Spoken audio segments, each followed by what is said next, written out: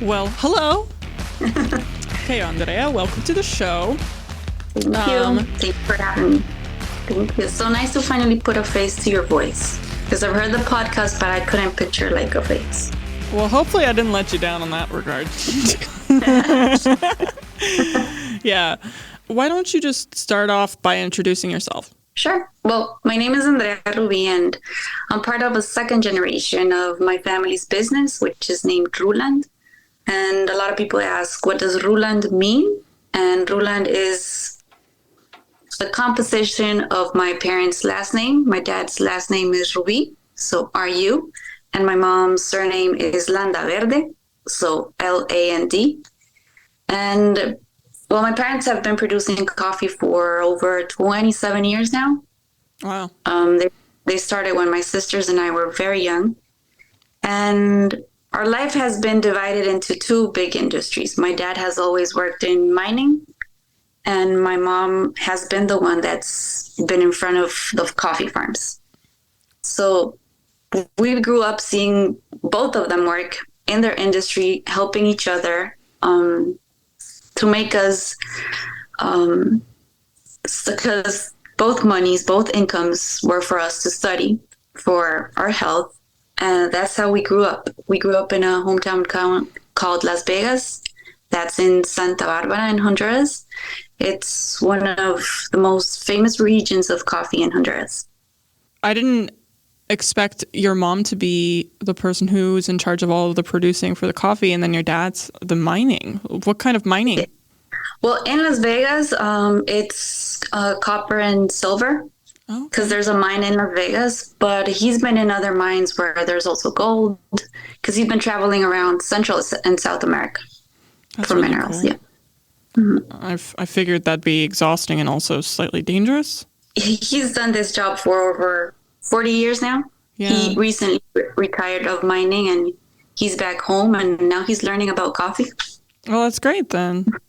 Obviously, you have a lot of extensive background with coffee and having watched it being a part of your family. And I think I read that your sisters are also involved with the coffee production too? Or in terms of that? It's the whole family. I'm the middle one. Then I have an oldest sister called Brenda and my younger sister called Angie. We got into specialty in 2015, around 2015. My parents were producing commercial coffee, and for us to have direct relationship with roasters, coffee shops, and like to connect these two worlds. But we didn't produce specialty coffee at that time. So in 2015, they purchased a second land, which we called Finca Ruland 2. And they started planting different varieties of specialty. At that time, my oldest sister was already graduated from college, but she was working in banks. Like she went straight to what her career was. I was about to graduate from college, and I went back home for vacations because I was doing an internship with Disney. I was looking for like to go back and work full time with Disney. So I was like doing that research, and my parents were like, Andrea, why don't you start working in the family business? Like there's a lot of things you could do here. We're going to start harvesting our first crop of specialty, and we want someone to connect the both worlds, right? Coffee and roasters. But at that time, I mean, I wasn't really interested in coffee, and I was like, I don't think that's my thing. My major is in hospitality, and I knew things could relate, but at that time I didn't know hospitality and coffee could relate. But I was like, I don't think so. The farms are like in the countryside, and I was like, I don't know people here. What am I gonna do with my life here? Right. And my mom was like persuading me, like, this could be a good opportunity for you professionally. You could grow. My younger sister, she was about to start. No, she was in her second year of college. So my mom was at that time alone with both farms because my dad was still in a mining company in Nicaragua. So I said, okay, I'll give it a try because I really do not know anything about coffee, and we'll see what happens. So in Honduras, we have a cupping school that it's led by the Instituto Hondureño del Café, which is the National Institute of Coffee here in Honduras. And And they had a cupping school. So, like, I talked with them and said if I could get in because they had already started. They had like 3 months in advance. Mm-hmm. And, well, they said yes. I got into the cupping school and I started learning things about quality, describing coffees, actually understanding, because before I really didn't even drink coffee. I could go by days and not even drink a cup of coffee. And I felt very bad once I got into the school because I saw that everyone was like a coffee geeks. And I was like, oh my God, I'm the daughter of one of the biggest producers here in the region, and I just don't know drink anything about coffee. And so I started like putting myself together, and I'm like, I mean, so embarrassing. I'll start learning fast, and I'll do what I have to do.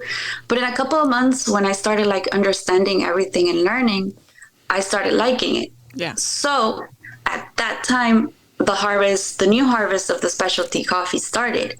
So everything that I was learning in the cupping school, then I was putting it in practice in the farms. Like like in commercial, we don't do the handpick of just cherry, like the red cherry. Mm-hmm. It's kind of different how it works.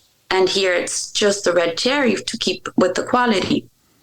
So my mom said, you're going to lead this harvest. This is your group of people. This is the people that's going to be with you the whole year for the harvest. And you're going to lead them. You're going to tell them what to do.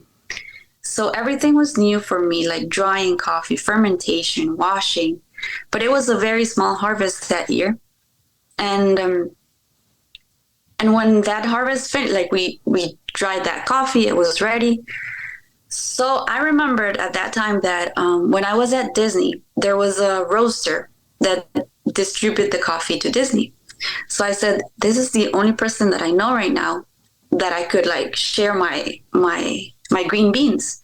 So I traveled, I took samples of what we did that year, and I introduced myself. I said, I'm Andrea, I'm a coffee producer, and I wanted you to cup this coffee. Thankfully for me, the day that I did that, I met like the owner of the roaster. So he was really like intrigued that like he never met like a producer, right, and never a producer walked into the roaster to like with green coffee. So he was like, I'll be happy to sample your coffee. But he said like, it's going to take like 2 weeks and I'll let you know. So that was fine. I went back home and then I received an email saying that they actually liked our coffee and let's negotiate the price. Wow. So for me, that was the opening for specialty coffee. And I said, like, I feel that I belong here now. Because I really liked all the hard work that we did, not just as a family, but all the people that's involved.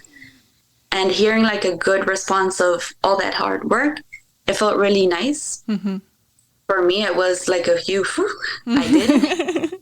You gathered so much information in such a short period of time, you know, like you had just kind of like followed what your mom said and like learned all about coffee in an intimidating atmosphere of already being like, there's a lot to learn. And then I found it interesting, though, from the beginning of the story, it started with Disney and then it still connected to Disney by the end of it. And it's like the appreciation for the journey.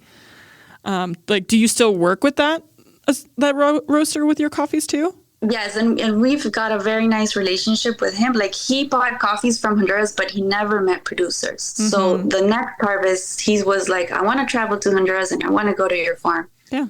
And obviously, what they buy most is volume, more of commercial than specialty. Yeah.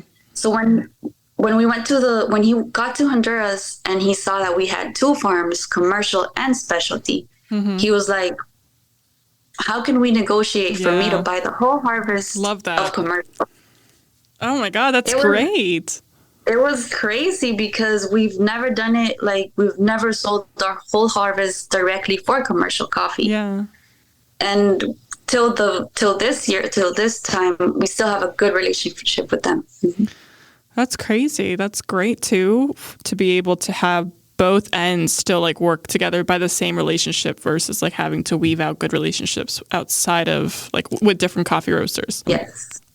What I'm actually really interested in hearing more about is about commercial coffee versus a lot of specialty coffee. I think a lot of the time, this podcast is mainly focused on specialty coffee, a lot of green defects and understanding grading and what the idea of quality even is, because it's subjective, right? I feel like a lot of the time it's literally just to put a price tag on some coffee, but a lot of the time we kind of strip the relationship aspect that is coffee. But I think the one thing I don't know much about is commercial coffee. And I think that it'd be great to hear from your perspective specifically, just because you have like the side by side and you've been able to see how they both interact in different ways. So what have you learned from the commercial side versus the specialty side? And like, what are the pros and the benefits from either or? Well, in commercial, the more you sell, the better, because the price is lower. Mm-hmm. But something that we learned that year, because when this green buyer said, I want to buy the whole crop from this farm, we didn't feel that we were ready, but I didn't want to say no. I said yes immediately without thinking. Mm-hmm. And then I was like, where are we going to dry all this coffee? Because we have no space. And my mom said, well, you already said yes, and we're going to see how we make this happen. We started cupping because we didn't know. We've never cupped coffee from the commercial, because the part of selling commercial coffee is way different than specialty. So it doesn't go on quality. And we started cupping, and there were like some 80, 81 points of that coffee, which wasn't bad, but I wanted to make it better. And we started like talking with the hand pickers of that harvest. And we said, like, we're not going to say that it's going to be a specialty, mm-hmm. but we want to do better in the hand picking. We want to have better cherries to hand pick. And we started working with that coffee as if it was specialty, but not very high in standards. Like, we were not so strict. Another thing that we never did with that coffee was doing the depulping and washing of that coffee in our farm. Like, it was always just a specialty, because this coffee you depulp and you wash, but in a different place, and you sell it directly to exporters. And after that, you don't know what's the destination of that coffee. But that year we wanted to do everything, because we wanted to have control of the quality of that coffee. And the green buyer said, like, I appreciate that you do all that. I know it's going to be more work. But I wanted to see the difference in a cupping note with that coffee if we treated it better. The results for that coffee, it was 84.5 after doing the whole... For commercial? Like, yes. Wow. Yes. And after, like, and I sent samples to him. So we've set a price without cupping, because we actually thought it wasn't going to be that good. When he cupped, he actually said, I'll offer more for you. Love that. Because it actually, I mean, it's good coffee. Right. So for us, it was like, that year we said, like, what do we call specialty coffee, you know? Because we've worked with this commercial and we made it special, because we did the whole quality control as in specialty coffee, and we found a home for it. And it was a good year. After that, COVID came. So the next year we did not sell, but we did not sell that way. But I mean, I think that if you find the right people in coffee, in green coffee buyers, you can make really good negotiations with your commercial coffees as well, because in volume is where your business will raise. And we did see that if we work very well with commercial coffees, then things are going to have a good path. That's amazing. Yeah, it seems like you were able to apply a lot of the more important aspects from specialty coffee to commercial coffee, and like all of that hard work that you did literally paid out through that coffee roaster who saw the value of what you guys were doing. I also want to know, so you said you studied hospitality and you were looking to Disney. What did you want to do before you started going back to do coffee? Well, when I did my intern with Disney, I was working with a resort, but we had to take classes that had to do with Disney, the Disney company. And I loved everything about the marketing area. So I was trying to apply for that area. Like, how does Disney why is Disney everywhere? You know, like everyone knows about Disney and all the part of marketing. It was something that I was really into it. I was applying and I think that I would have gotten that job, but I don't regret staying in the farm. Everything that I learned working at Disney, I've applied so many things in the farm as well, because of course it's such a huge company and a lot of things that helped for me. That's great. During your journey, besides obviously the coffee roaster that you've been able to maintain a relationship with, do you have anything that's extremely memorable that stood out to you, whether it's at the farm or if it's been working with roasters or the community in the industry? It's been many things. Like, for example, having my sisters working with me and as a family, we've always been very close. And even though if because my dad worked in mining for like 22 years, like that he had to leave the country. You know, like he was in Central America, he was in South America, he came back and forth. But we grew up without having him physically there every day. It was only my mom. But we were always in touch. And same with my sisters. Like I used to study like 2-3 hours away from home, because in Las Vegas, by that time, we didn't have like bilingual schools. So we didn't study like in our hometown. So we used to come the weekends or every 15 days to the farm to visit my mom. And my mom was always like with my younger sister, because she never wanted to leave home. Like she didn't want to, like by the time that she got to school, there already were bilingual schools in the area. So she decided to stay there. And she was always live with my mom. And then it was my biggest sister and me living in another city studying. We were always close. But one thing that I've loved and that it's been very memorable for me, it's that we've kept together over the years. And it's not easy. And there's a lot of people that say that family business are not easy. And I'm not going to say that they are, because of course they're not. But for us, it's really been a huge blessing that, I don't know, I think it's my mom, because she has maintained us together and kept us together. And we really actually love working with the farm. Like we have a lot of passion. And I want to like mention working with my sisters, like my younger sister, Angie, she studied in a college that has to do with agricultural majors. So she got involved in the farm in 2019. Yes. She graduated from college and got back home. So my mom has always been the one in charge of production. So when my younger sister came, we were like, we want to give my mom a break.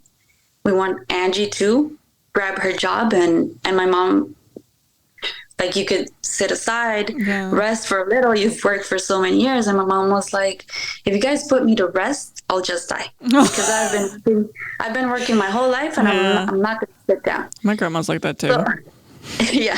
So it was like, because my dad, he was at Nicaragua, and he was like, you should put your mom, like, you know, she should calm down, because my mom she doesn't stop. And my sister has been taking in charge of that area, always with my mom on her side. And then Angie left. Angie has a master's in coffee and economic. She did it in Italy. Wow. She did quarantine in Italy, because that was 2020. I remember those days. Yeah, she was in Italy at that time, and she's been like, Angie has the production line, and she has all the administration line of our farm. And also we have a coffee shop that we opened last year in 2022. Yes, we opened a coffee shop in Las Vegas. And in 2020, one of our biggest challenges was when COVID hit. We had a lot of coffees that were not sold, a lot of the specialty coffees that were not sold. There were a lot of green coffee buyers that said, I mean, we can't buy the coffee because we're not even moving the coffee that we have here. So we can't buy coffee. And we didn't want to sell it to the exporters in the region, because we knew it was going to be for very low prices, and we didn't want to do that. So we had the coffee at our warehouse, and we were like thinking, what are we going to do with that coffee? So as a family, we said, why don't we start roasting and creating our brand and selling our coffee in Honduras and see how it goes. We can start with family and friends. We know it's a good product, and it's a product that has always been exported, it doesn't stay in Honduras. And we can start that way. So that's how my sister Brenda, the oldest, got into the business. Because she quit the bank before COVID because she wanted like to look for another opportunity, but she wanted to be home for a while. Then COVID comes and everything stops. So she was like, well, if she's very good in marketing, she's very good in sales. So she was like, well, I think I can help out. I think I can find my way here, and I can help out with the sales of the roasting of the coffee. And at that time, we did not have a roaster home. ICAFE, the National Institute of Coffee, has a roasting service area. So we started roasting with them. We made a label, like a package, sticker, everything. We designed something, and we started roasting that way, and we started selling. In Honduras, the bad thing, even though we're a coffee producing country, we're not very good in consuming it. It's a challenge to sell coffee, you know, like people won't pay for good coffee because it's a higher price. Right. People will pay for cheaper coffee. So that was like a challenge, but we started creating this marketing of the coffee from our area, us as a family, staying in Honduras as a family and trying to make our way out. So there's a lot of people that got engaged with our story and started hearing about us, and they were like, we want to buy that coffee because this girl's, I don't know, there's something about this girl's that we like. And that's how we started roasting and selling our coffee in Honduras. And that's how my two sisters were already with us in the business. And 2021, my dad was like, because we were all over the place. We had to go to San Pedro Sula, which is in another city, to roast. They packed that coffee. Then we brought it back to Las Vegas, which is like a 2-hour drive. And from Las Vegas, we like started looking where to distribute. So my dad was like, okay, I think we have some money to buy a roaster. So there's someone in Honduras. Well, there's several people in Honduras that they do roaster machines. So that's what we could afford. And we went to see these machines and we thought they worked well. So we bought a roaster at that time. And in the cupping school, I had some roasting classes as well. I was not an expert, but I always loved roasting coffee. It was because I didn't tell you, hospitality is my major, but also I'm a chef. Okay. Love that. So when I started roasting, I related a lot with cooking. Yeah. So for me, it was kind of easy. I kind of liked it.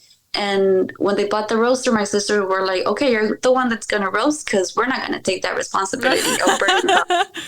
But I always liked it, and I said, okay. So I started learning about the roaster. Like, we started meeting each other, seeing because for me, it's a she. She's a she. And and I started, like, seeing how things were going to work for us. And then I became, I'm not an expert, but I became the roaster, right? Or Rulan, the head roaster.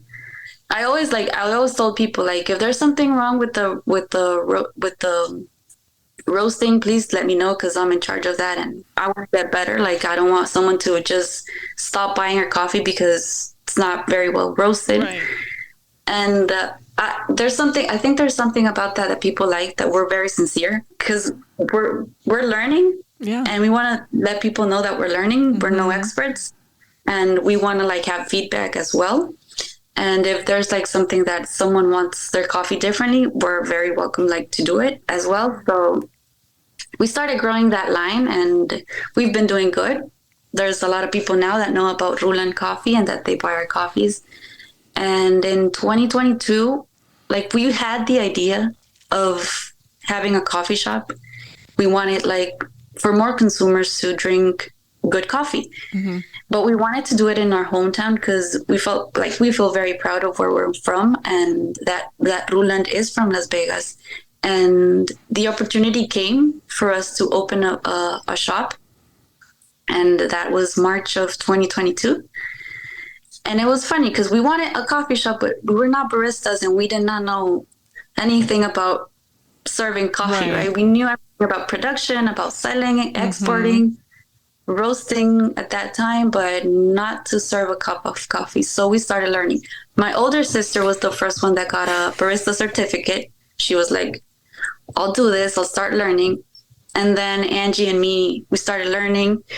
I did with Joe in New York with Yeah. Amaris. I did a small barista course as well because they carry our coffee as well. Joe, they're another of our green coffee buyers, and I started learning. Then we opened up the shop, and we were serving good coffees, and we started putting some of our specialty coffees there. And the good thing is that a lot of people from our hometown, they were like really like, wow, this is good coffee. Mm-hmm. Like, and we've been growing now for a year with that line. And there's a lot of people that come from other cities around Las Vegas that they said, we've heard about this coffee and we've heard that there are three nice ladies here in front and we want to meet them. It's been fun.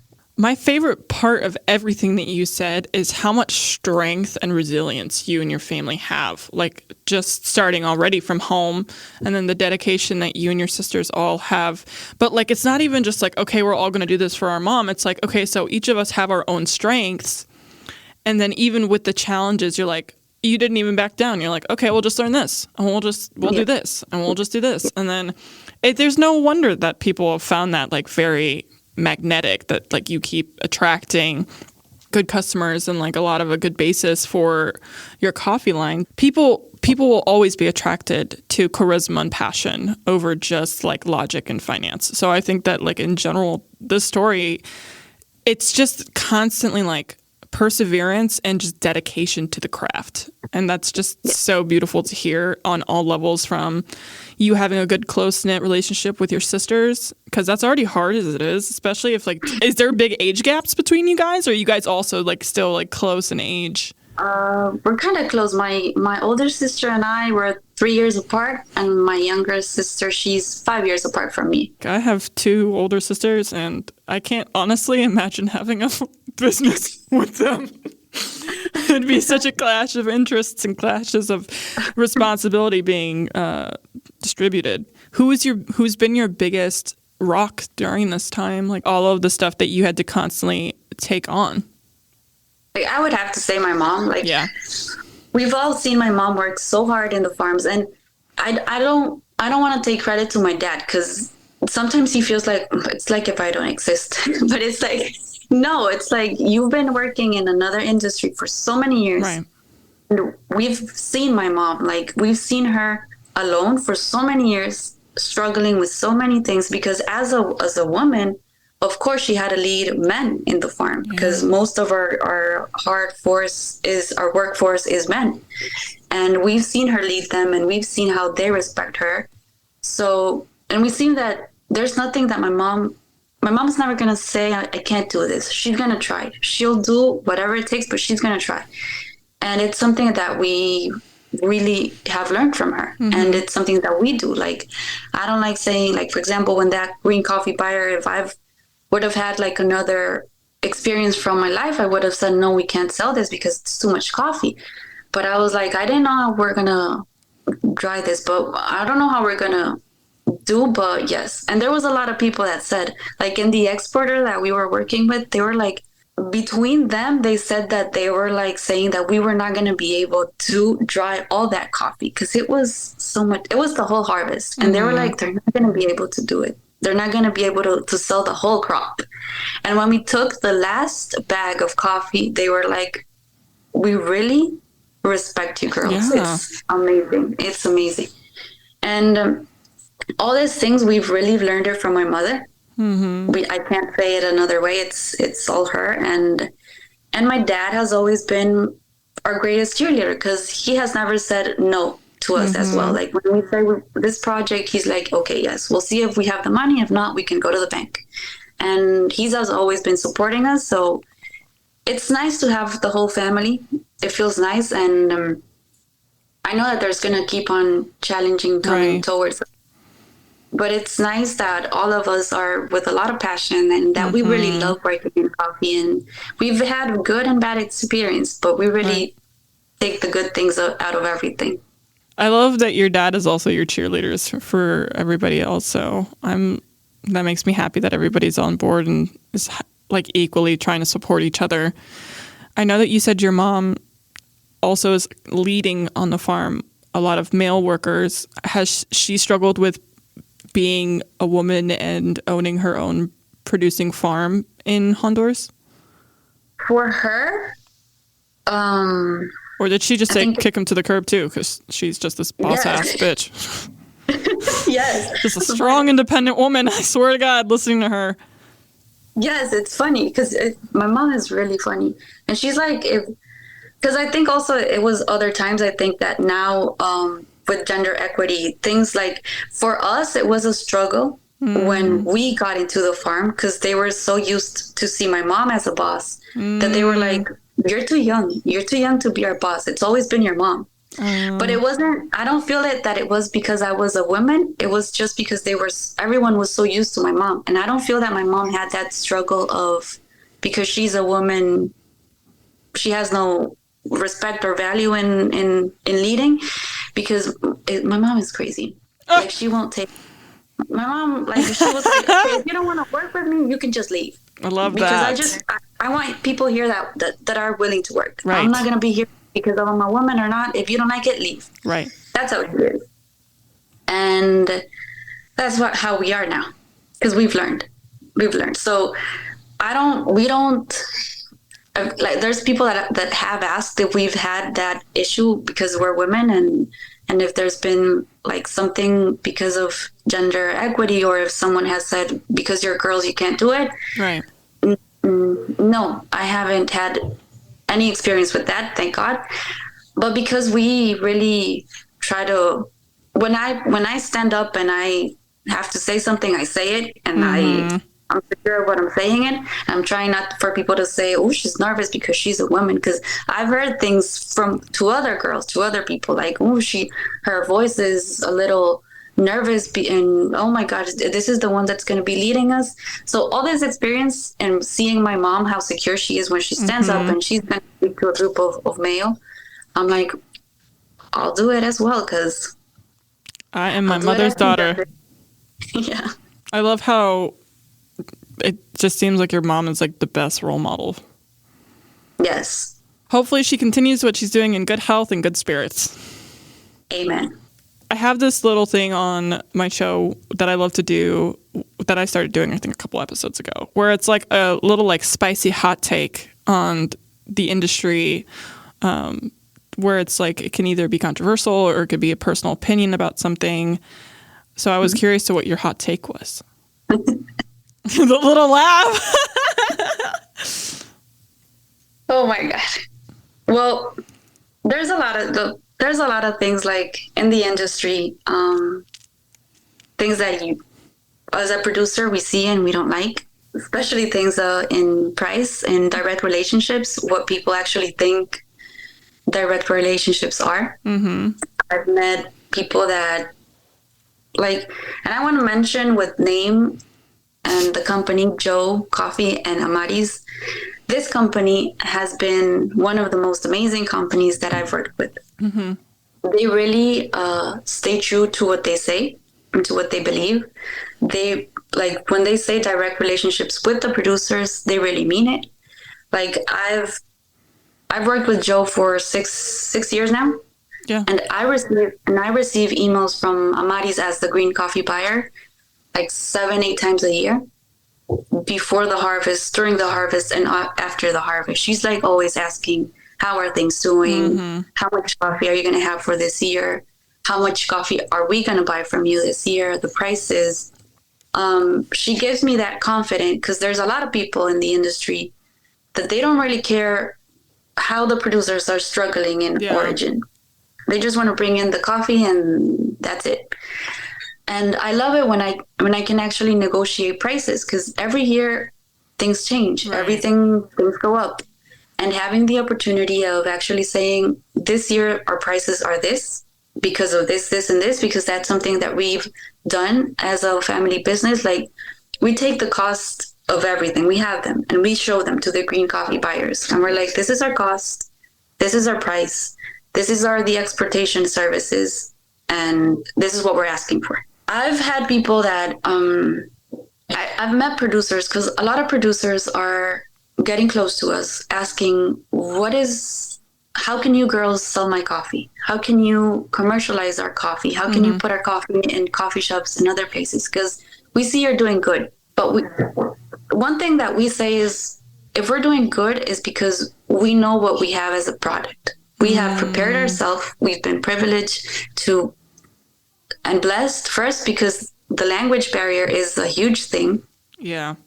Not many producers know the language, and not many green coffee buyers go to Origin and know Spanish.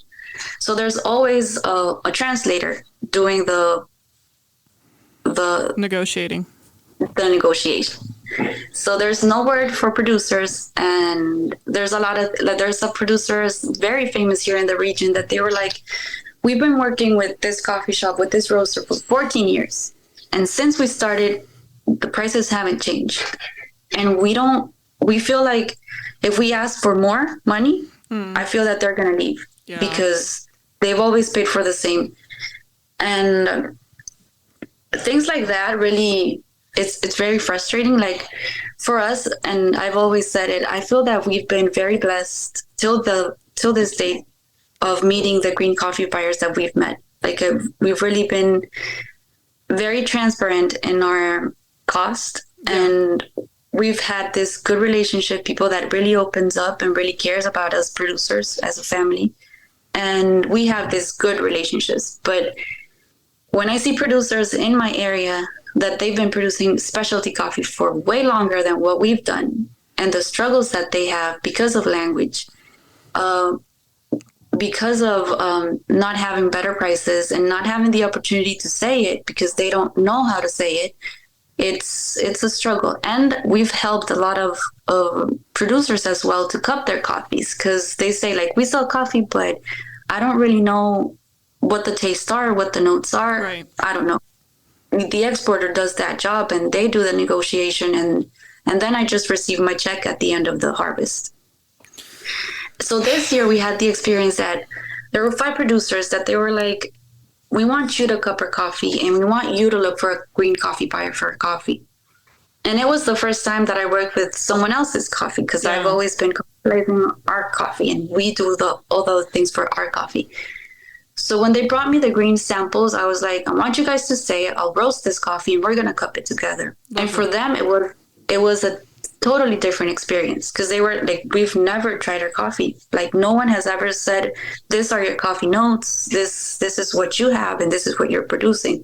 And I really, like, there were some amazing coffees in that cupping session that when they started telling me the prices that they sold, it was like, it was prices that we had for the commercial coffee when we sold the whole harvest. That was in January. We started working. I started sending the green samples to different places that I knew, places that I did not know, because for every year it works the same. Every year for us, I send the green samples first to the buyers that we already have, but I always send emails, or if I can travel, I travel to take green samples. And I did this with them, and there was a roaster in Ohio that he was so amazed with these coffees. He was like, oh my God, I've never tried something better than this. And we got very good prices for this producers. But I try to keep transparent the whole process. Even though I knew the producers were not going to understand, I sent them the emails, because they have kids, and because I asked the producers, do you have an email account? And they were like, no, but my daughter does. And I was like, I want to copy your kids. I want to copy your kids in the emails. Yeah. Even though they don't know English, but there's a Google Translate, and you can do the translate for you to see what the green buyer is saying. Because I don't want to be the one just saying, this is what he's saying, this is what he's saying. I want you to also read and understand in one way, for you to see that what I'm saying, it's not a lie. Because it was a huge responsibility for me to carry these coffees for them. And then like, I invited them to the farm. We talked, we said everything that the green buyer wanted.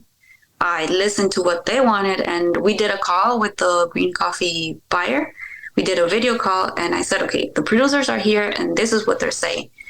And they felt very happy for that.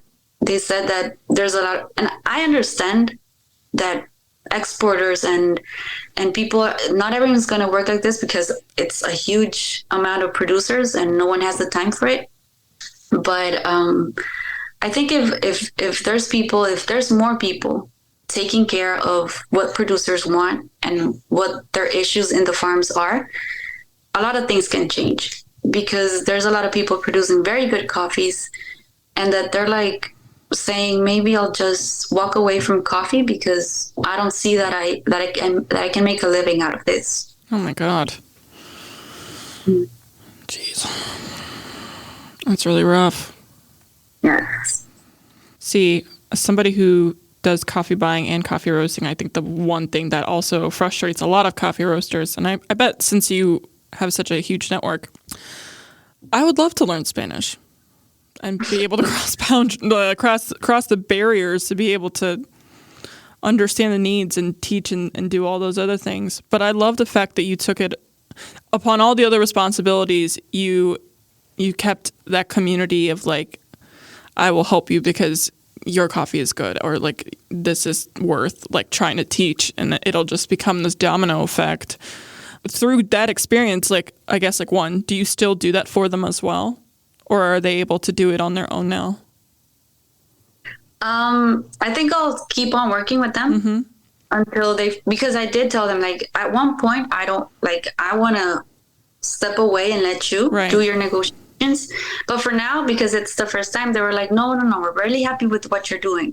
But I'm like, also, you have to feel confident that you are in charge and that you can do it as well, because there's no better thing than doing your own negotiation of your coffee, because the only one that knows how hard that coffee is costs themselves. Is us. Yeah. Yes. So through that experience, this will also be piggybacking off of what you do currently. Do you ever see a future in education? I guess is essentially what you were doing in that circumstance with that producer. Yeah. Like, are you interested in doing that for different communities? Or like, what you're doing with the whole family business to do in the future? Like, what's the long-term goals that you're looking at?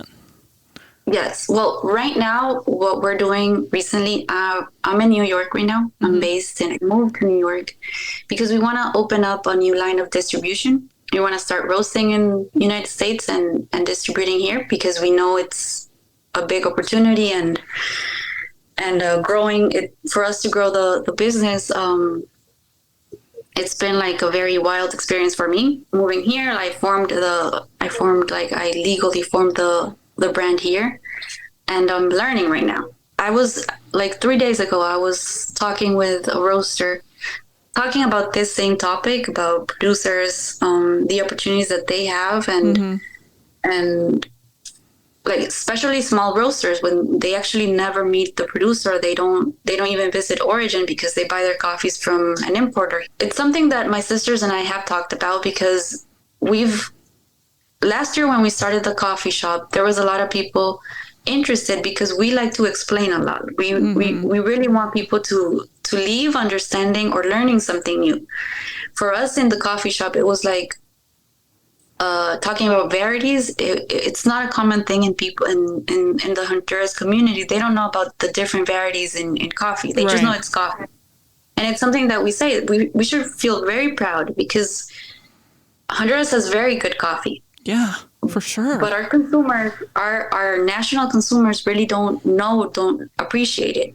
And there's a lot of people that you'll see that they don't know anything about coffee, even though they live in one of the greatest production countries in the whole world. And for the coffee shop, there's been people that they were like, how can we learn more about farms? Because we've learned here, but we want to see it. So we were like, okay, let's start doing coffee tours. And we started doing coffee tours, and we've grew. There's that line has been growing so much. Every month we have always people that they're writing emails like, we want to book a tour at the farm. And we actually explain what each of our jobs are. And it all starts with my sister in the farm and productions. My mom's there, and they actually tell you what the coffee plant needs. How does it eat? and all these things, right? Right. Nutrients and everything. They explain all that in the tour. Then I come with the part of quality control, and we try to explain how the whole process works, and we have like the samples, right, of everything, and people to try, and this and that, and then we end with my older sister in the part of the coffee shop, like this is where the coffee ends, like in a cup. So we try to make the tour in a very educating way. And there's like producers that have booked the tour because they say, you have very nice farms and we want to do the same thing that you're doing. And there's a lot of producers that they go to the farm and they tell my sister Angie, like, can you please go to our farm and tell us what to do over there? And my sister goes, like, and we've always said, it's like, if we are growing as a family and as a business, it's not just us. Like, we want to see it in our region. We want to see that everyone's growing. And thank God we were very privileged of having the education, knowing the language to communicate to green coffee buyers. And it would be so wrong from us to not share this knowledge with other people, share the experience, because there's a lot of people that can learn from what we're doing, but we also learn from other producers what they're doing. And because I've always said, like, there's a lot of people that say, you girls are like top of the top. And we're like, no, like we're learning, and we've made mistakes in our way. And we like to learn from others as well. Cause from these producers, they have varieties that we have, and they have the notes that of those coffees were just incredible. And I was like, what do you do? And they're like, the coffee just talks by its own. We don't do anything. That's coffee. So it's for me, it was such a learning experience, because it was like coffees that I cupped 92 points, and it was like, I mean, your coffees are just the best. You do speak with such confidence and knowledge and knowing, it's captivating to listen to you talk, even if it's just your own personal story. And I love the part that it's essentially like what we give, we give back, and what we want to receive of others, we want them to receive as well. Like giving back to the community and growing the community. It trails along all your lineage from your sisters and your mom, how much you want to help and educate. I also think that I want to cup some of these coffees. I'm like, I want some of these coffees. It's like, I love Honduras coffees. Honduran coffees are delicious. I can send you samples. I can send you. Yeah. I actually wanted to piggyback off of the idea of what direct relationships were, because I think that I've said this before on a previous episode, and I think I also had someone else, one of the guests, say something very similar, which is the idea that everybody likes the idea and this this marketable idea of direct relationship trades through coffee without actually putting forth the work. And I think Amaris also talked about this too, is that building relationships is not supposed to be transactional, and it's not just supposed to be like a one-time thing if you're trying to actually build a relationship. And I think that's a really good hot take. I think a lot of people should pay attention to trying to build a relationship outside of just like what the roaster is needing. Like, obviously it's really easy to be able to look at a catalog of all these listed options and be like, okay, so I want this one, and I want this one, I want to try this one and this one, without actually trying to ask the importer for more information or ways of contacting the producers themselves. And I think that that's just a good hot take in general. Or at least a feedback, like something that I really like is having, it's not just about me selling coffee and that a shop or a roaster has our name and our picture somewhere. It's also that I want to know I want to know feedback. I want to know how that coffee behaved in different stages in the different time of months. If there's something that we could do better, it's really helpful, for producers, because working 100% in coffee, this is what we do. And I make a living out of selling a product, and I want to know how things are going as well. And there's green coffee buyers that you only hear from them once a year, and then the other year again. But you never hear something back. You never hear if everything good, if it's coffee that's been accepted by consumers, or what do consumers say about the coffee. And it's something that Amaris and Joe have. Like each year they sent me a year. This is what consumers said about these coffees. So for next year, we're going to buy a little bit more of this one because we saw that there was a lot of acceptance from this coffee. So I really like Joe is one of the people that I always put as an example because they have like the whole package. They really say direct relationships. They really mean it. And by the experience that I have with them, that we have, like, I'm very confident in saying Amaris. I think, like, for example, in 2020, it was COVID. But at the end of that year, Honduras got hit by 2 hurricanes one week after the other. And we knew that was going to affect our harvest. And I emailed Amaris and I emailed the rest of our green coffee buyers. And I said, we think we're going to have a less quality in our coffees because of what's happening. Right. Sent pictures of everything. And Amaris was one of the few of the green coffee buyers that answered and that said, Andrea, I know the hard work that you guys put in your coffees. Even though if it's a lower quality, we're still going to buy it. I'm not going to negotiate in prices because it's lower quality. So it's this type of things that I say, if they do it, why can't others do it as well? Because it's not something hard. Maris, I've said it in different interviews as well. She tries to get feedback in a period of 1 week, 2 weeks max of the samples that she has cupped. I've met some other roasters that passed like 2 months and I don't really know if they cupped what they thought. And I email them again and they're like, oh yes, we cupped and this is what we think. So it feels nice when someone really shows respect for what we're doing, even though if they're not going to buy, but at least I know that I want a feedback because I want to know the opinion of other people. What you and I think it's good, another one's going to think it's good, but I want something better. And I want to know also what he's looking for because, like I said, it's not only our coffees. Like if I know a producer that has what this person is looking for, then I can recommend as well. Right. Well, maybe you didn't like your coffee, but I want you to try this one.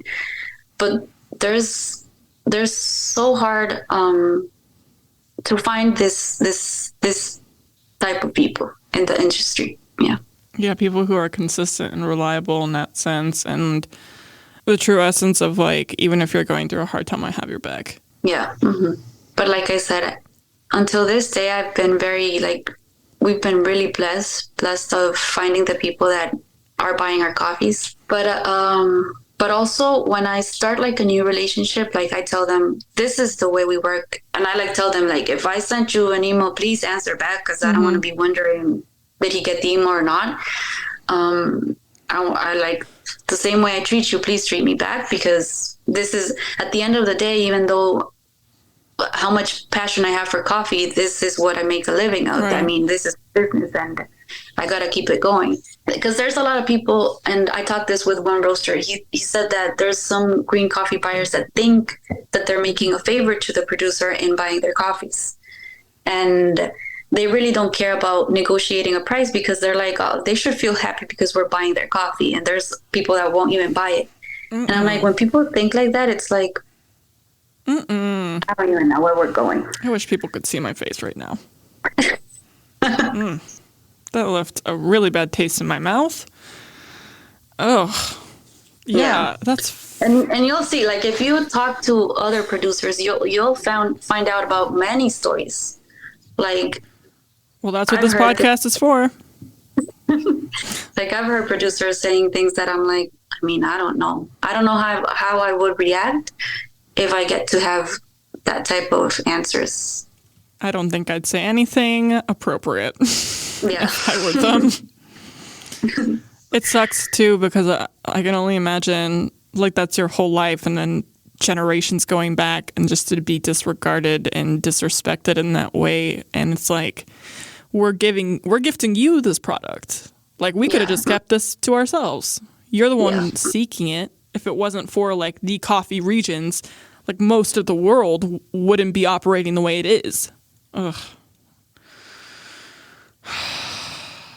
See, that's the kind of shit that I feel like people do need to hear, though. I always feel so bad when producers can't just like vocalize the experiences they've had to endure, or when they need help, they can't feel like they have a community to reach out to. Obviously, the language barrier being as an issue as it is, language is always an issue.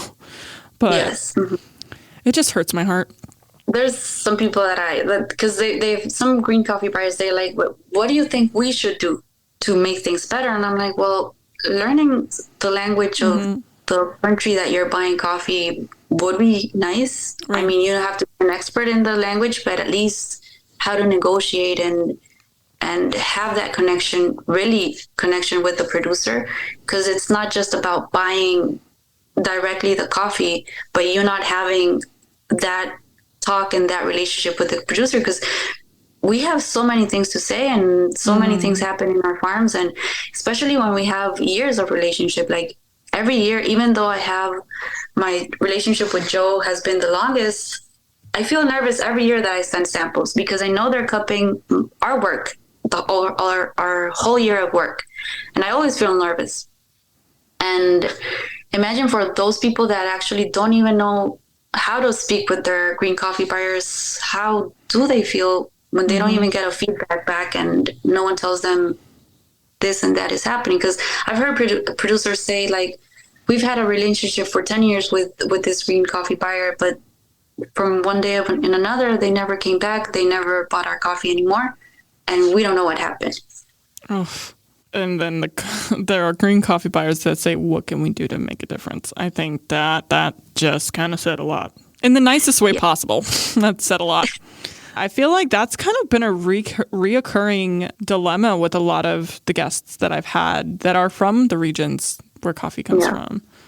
Where it's like the coffee, they don't get to try their own coffee. A lot of the specialty coffee that is stayed, it usually gets exported, or they don't have the information on cupping or roasting and knowing the process of doing that. Let alone once it gets to the process where they feel confident, they send it out to importers, and then green buyers and importers have the audacity to say some shit like that. And then they don't get feedback or just even like ideas of notes for the future to be able to showcase to other importers.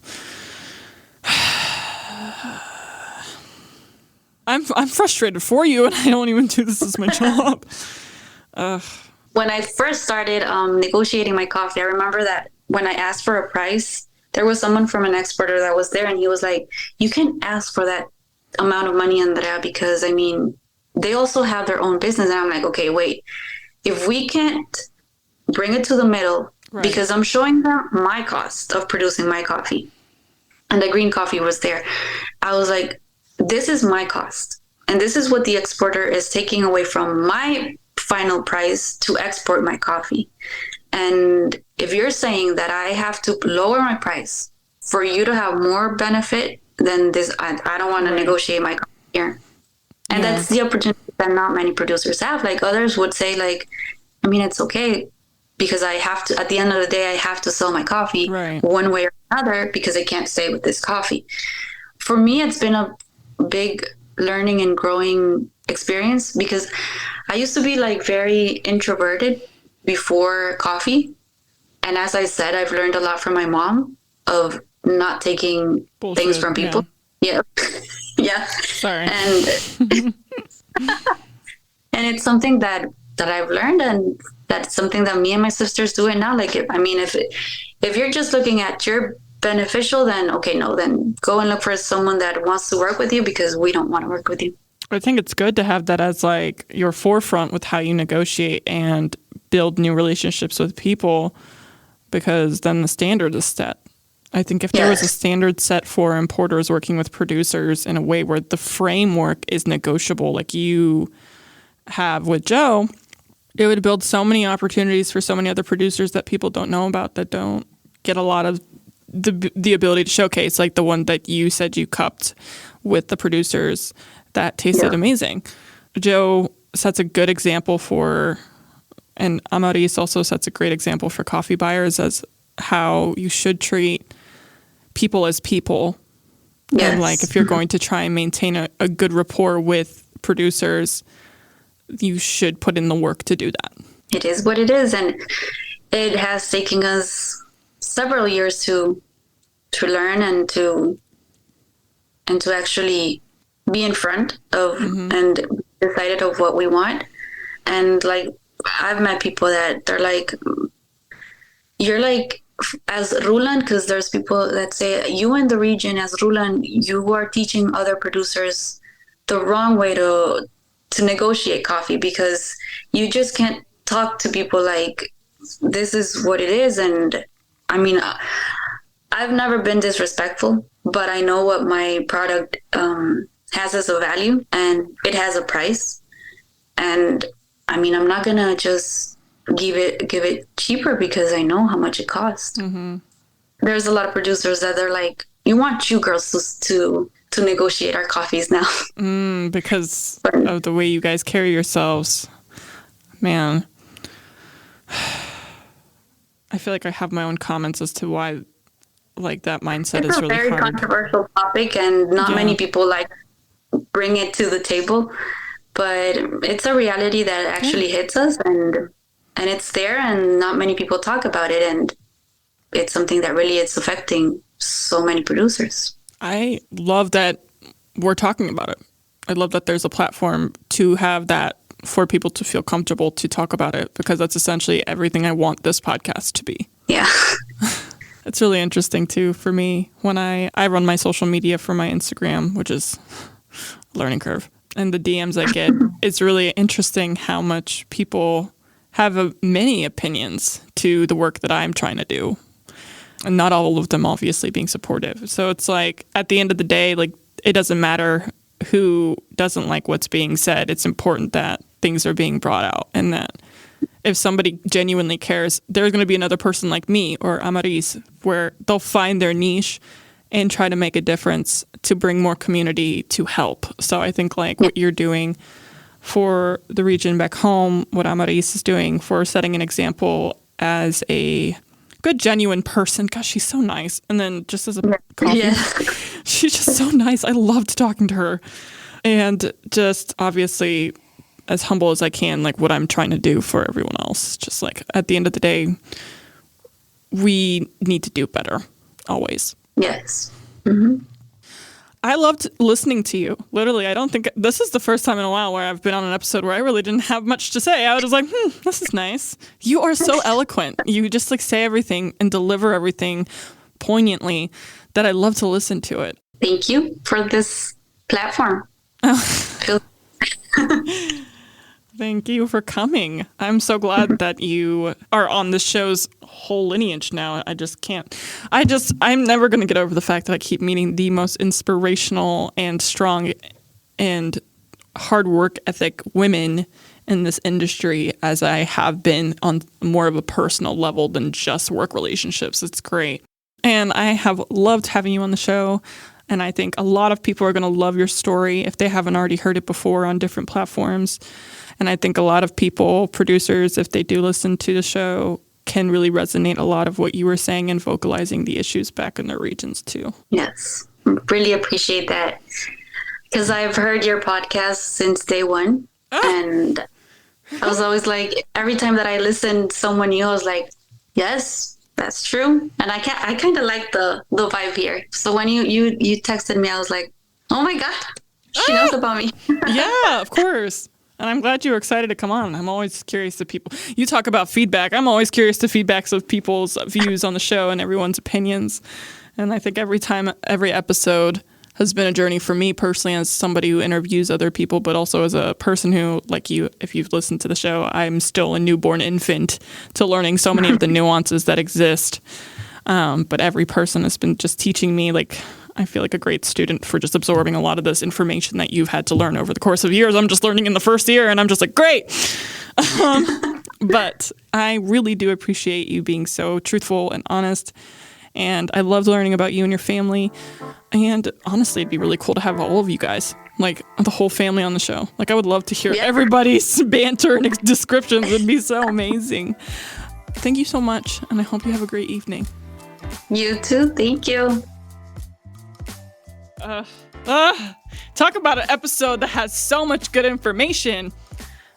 So much good information. I think like her hot takes, it's nothing that we haven't heard before, but I loved her spin on it. I love how interconnected she is to her community, how much she wants the community to also thrive. And I feel like there's a reason why she's doing so well. She's infectious of this, like, Honduras is an important region for the coffee world. It's important to treat us with respect. We have the right to determine what our value in our coffee is. And it's like, I want to stand up for that. I also just loved how much it's so interconnected in her life. Like, not even just from when she was younger to her journey to get to where she's at. The Disney jump, the Disney connection, and then her finding her connection back home. Her sisters finding their niches and what they do to help their mother.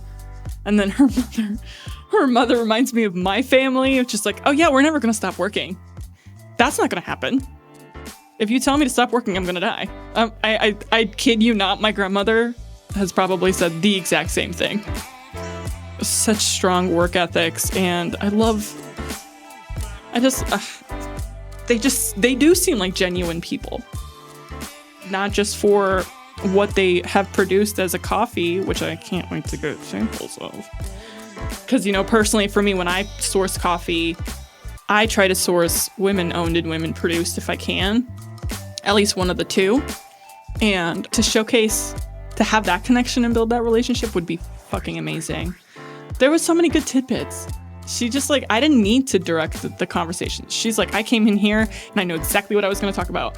It makes me happy, and there's a reason why I kept bringing up Amaris on this episode, is because if she's out here making a difference, people need to learn from that.